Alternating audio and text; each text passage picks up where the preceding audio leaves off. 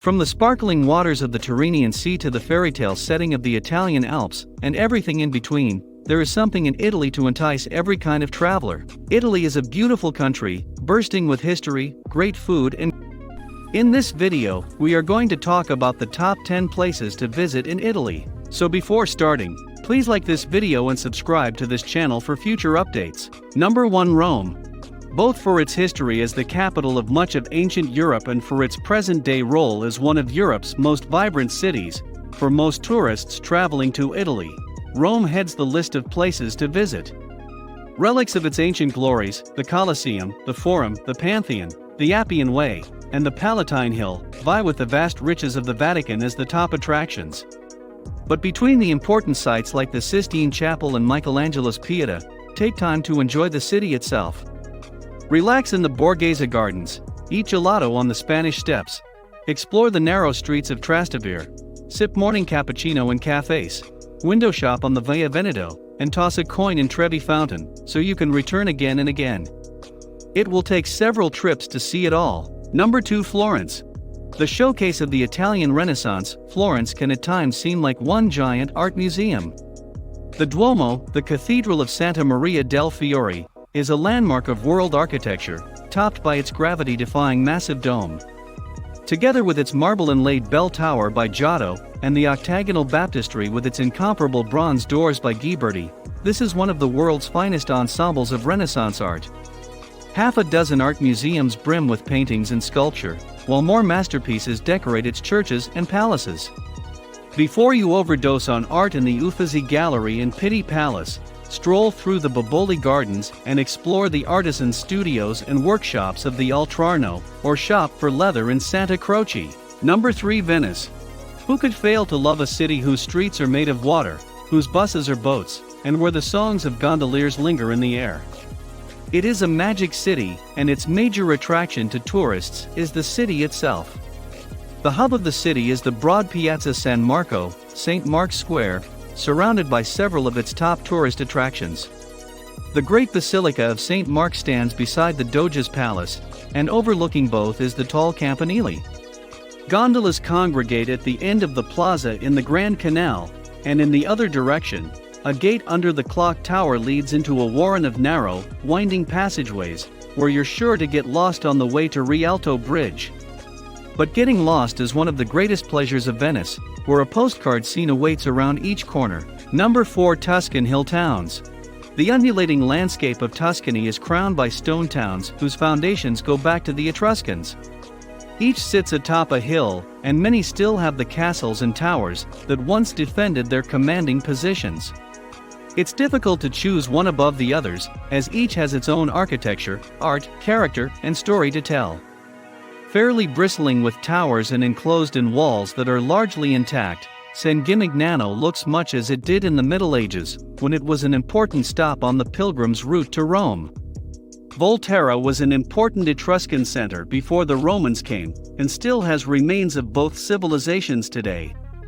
The tourist attractions of Arezzo are the legacy of the many artists, architects, and poets who lived there like Volterra. Walled Cortona was an Etruscan settlement and later a Roman one, but adds reminders of its Florentine past as well. Cortona is one of Italy's oldest towns. The proximity of these hill towns to the cities of Florence, Siena, Pisa, and Lucca fills Tuscany with a concentration of many of the best places to visit in Italy. Number 5, Milan. Although Milan is a major entry point for tourists because of its airport, it's often overlooked as a destination of its own. That's a shame, because Milan has one of the highest concentrations of artistic and architectural attractions in all Italy, and for those interested in design and fashion, not to mention shopping, it's a must. Il Duomo, Milan's massive cathedral, is among the world's most magnificent churches, and finest example of the flamboyant Gothic style. La Scala is the world's most prestigious opera house. Da Vinci's The Last Supper fills the wall at a monastery, and throughout the city are museums and palaces filled with some of the world's finest art. And no fashionista can resist a stroll through the famed Quadrilatero. Number 6, Lake Como. Italy's most beautiful lake, Como has been the favorite summer retreat of the rich and famous since ancient Romans fled Milan's summer heat to cool off in villas along its steep shores. Later villas decorate its tightly clustered towns, especially pretty Bellagio, artfully set on a point where the three narrow arms of the lake meet. A microclimate makes Como's western shore temperate even in winter, so the white peaks of the Alps just to the north can be viewed between palm trees and camellias. Don't overlook the town of Como, on the southern shore, well worth a stop before boarding a steamer to explore the lake.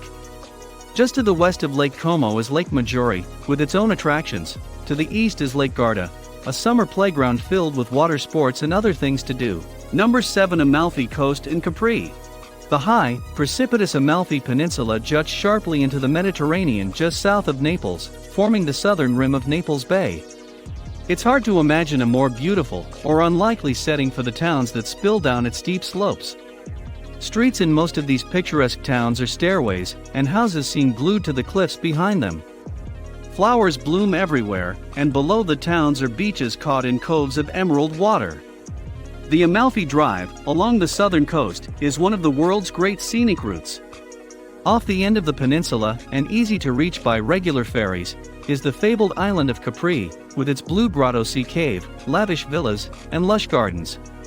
Sorrento, on the northern coast of the Amalfi Peninsula, is a good base, an easy day trip from all the things to see and do in the region. Number 8. The Cinque Terre. The 5 towns that cling to the steep, rocky Mediterranean coast north of La Spezia were almost impossible to reach by land until the railway connected them by tunneling through the headlands that separate them.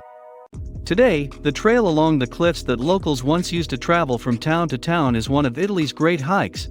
The shortest and widest of its sections, between Manarola and Rio Maggiore, is known as the Via dell'Amore, and will be closed until sometime in 2022, due to a landslide. Although hiking the trail is the goal of most tourists, don't overlook the pleasures of lingering in these little villages.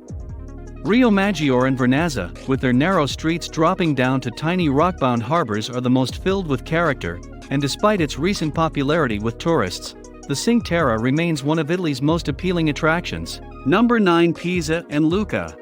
These 2 nearby towns are worth visiting while you're in Tuscany, the first for the exceptional Campo dei Miracoli complex, and the other for its endearing charms. The Leaning Tower of Pisa, actually the campanile for the adjacent cathedral, is a well-known Italian icon, and forms the centerpiece of a UNESCO World Heritage Site that also includes the cathedral, baptistry, and Campo Santo. The highlight of the impressive baptistry is Nicola Pisano's intricately carved freestanding pulpit, a masterpiece of Romanesque sculpture.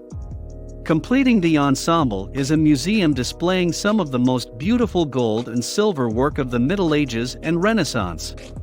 Nearby, Lucca is one of Italy's most charming towns to explore and enjoy, surrounded by wide walls whose top is a tree-lined park. Inside the walls are beautiful Romanesque and Tuscan Gothic churches, tower houses, one of which you can climb to the top, and a Roman arena that has been fossilized into an oval piazza. Number 10. Verona. The compact historic center of this former Roman stronghold is embraced by a deep curve in the Adige River. Dominating its heart is the remarkable well-preserved 1st century Roman arena, scene of the world-renowned Summer Opera Festival. Several Roman arches are mixed among the medieval and Renaissance buildings, many of which show Verona's long history as part of the Venetian Empire. Alongside the river stands the large Castel Vecchio, a castle built in the 14th century, guarding a brick-arched bridge, Ponte Scalagero. For all its rich treasury of architecture and art, Verona's biggest claim to tourist fame is based on pure fiction. Verona was the setting for Shakespeare's Romeo and Juliet, and over the past century, locals have obliged by creating homes, a balcony, and even a tomb for the fictional characters. That's all for today's video. If you like the video, please subscribe to my channel. Thanks for watching.